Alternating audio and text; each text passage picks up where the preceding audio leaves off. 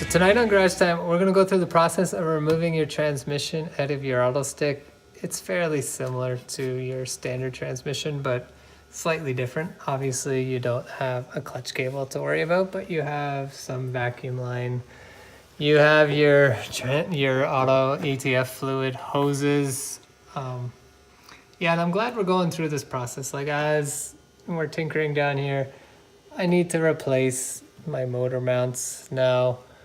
These motor mounts here are the same as your standard transmission. However, the front one at the nose cone is special. Again, it's a pricey ticket item. I believe ours is good, but these rears on ours need to be replaced. Luckily, they're the cheap ones. So we're going ahead. We're removing our CV joint bolts. I already did this side, and we couldn't have filmed it because... And now I'm gonna get in my previous owner rant again, but like whoever did this before didn't have the proper 12-point tool socket, and where did I put that last one, Sean? They stripped them all. I don't know, camera picking up on that, but they basically stripped them. So a bunch of these I've actually had to use vice grips and some cursing and swearing to get out. So before we can put the new one back in, we'll obviously have to get a new set of hardware or maybe even CV joints. I'm not sure yet. But the last two here I do have loose. So if you do have the CV joints, you do the top ones and you rotate the wheel a bit because you can't obviously get down to these ones. Rotate the wheel a bit and do a few more.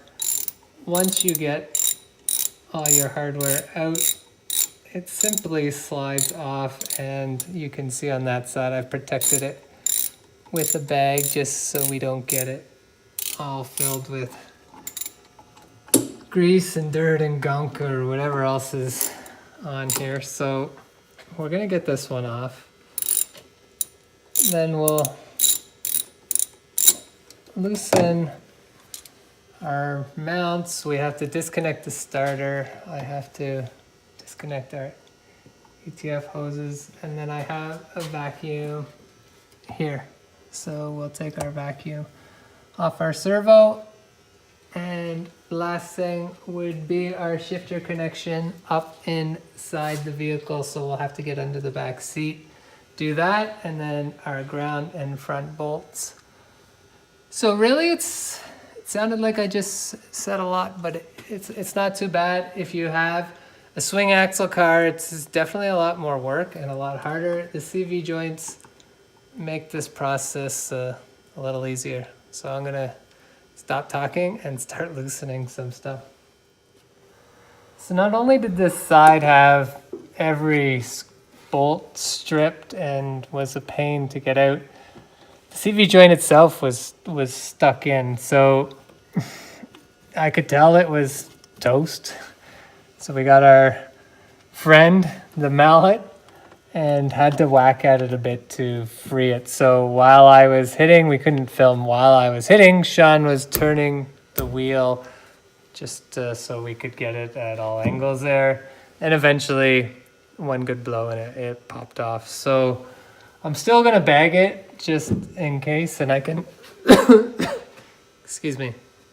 I'm still gonna bag it just in case I'm gonna reuse, well, I'll look at it after. So once the transmission's out of the way, we'll investigate further. But as it stands, I'm thinking this CV joint is toast. Not really. This was supposed to be a quick spring little, like, let's do a few little things on the Beetle before we throw it back on the road. And now we are taking everything apart and back to a non-driving vehicle. So, yeah, let's get this tranny out and see what's going on. So for the ATF hoses, I used to, or well, I guess the first time I was into this, I was all worried about marking and which hose was which. But if you can see, they're two different sizes. So Volkswagen has taken care of that for you. You can't screw it up. So this one's a 19 mil, this one's 17. And obviously it has to go back that way. So don't worry about it when you're taking off the hoses.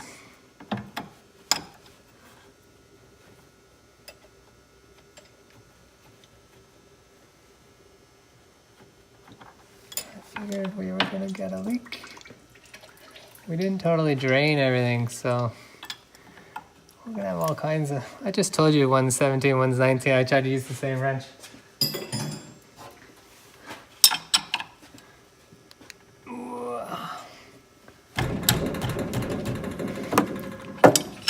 Now these hoses, I'm not sure if you can find them yet if someone is making them, but make sure you keep the ends if your hoses are bad, because you can get new hoses made, which is what we did in our case here. So they use your existing fittings and just compression fit a new hose on.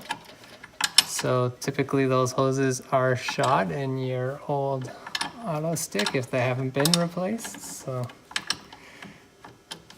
before you just cut them up and throw them out,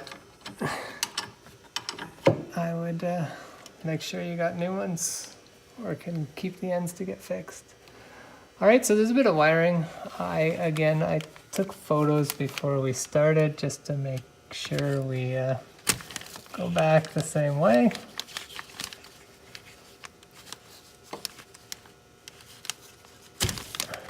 And a few more back here. Okay, so before, we're almost done down here.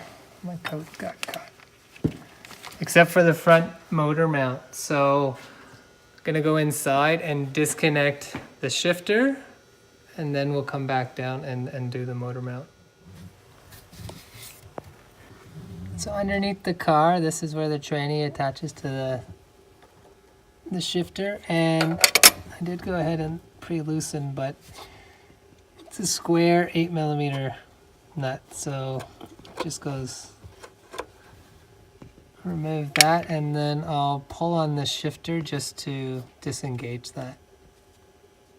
And here's just a quick shot after I pulled the shifter forward, so you can see that we've disengaged from the transmission. So now we'll go underneath and loosen that front transmission mount. So the last of the electrical is the sensor at the front. Now it's gotta be the worst place electrical sensor in history. It's extremely hard to get at. Most people don't even realize it's there, but it's right above your nose cone. It's unplugged, but it's not fun. Okay, so we're gonna get this lowered down a bit, loosen our motor mount and our transmission mount, and then our big 27 here. All right, so then we're gonna undo our carrier bolts at the front once we got it supported by a jack, and we'll pull it straight forward. So I'm gonna go ahead, loosen these front motor mounts, get our jack underneath it while we lower the hoist, and then take these out and pull it forward. And that should be everything. Okay, so let's go ahead and do that. So we're taking the whole mount with the transmission. I just find the actual nuts holding the transmission to the mount are really hard to fiddle with. They're covered in gunk and crap, so we'll take it off. We'll be able to inspect our mount, and then we can put the mount on the new one on the bench versus underneath the car. So the last item is the carrier bolts here at the front. That way we'll be able to pull the tranny right out. Now look at how tight it is. Being the Autostick, there's like no clearance there at all.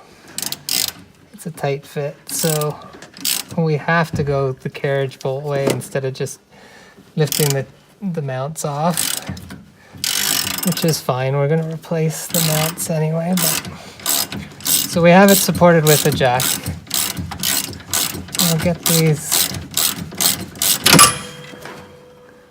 off. So with those removed, it should just pull out.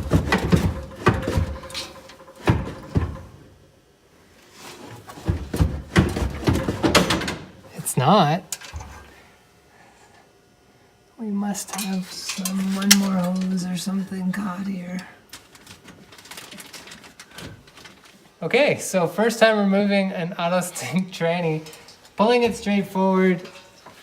I thought something I had missed. My clutch servo is hitting.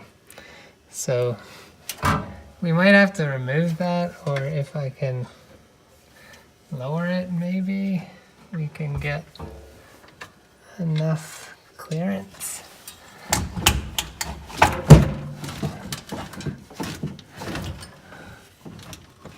There we go. So if it's gonna fall. Positive note, Autostick has handles, but I'm gonna need Sean to stop filming, put down the camera, and help with the jack so that we don't drop this onto the floor.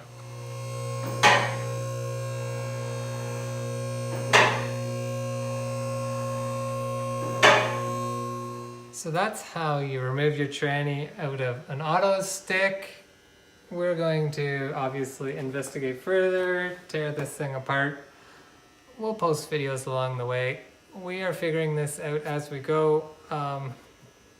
Definitely not an Autostick expert, reading as much as we can, watching videos, searching Google, but we're interested what's inside. So let's take this apart, see what seals need to be replaced, and fix this leak. Thanks for watching. Don't forget to subscribe. We'll see you out there.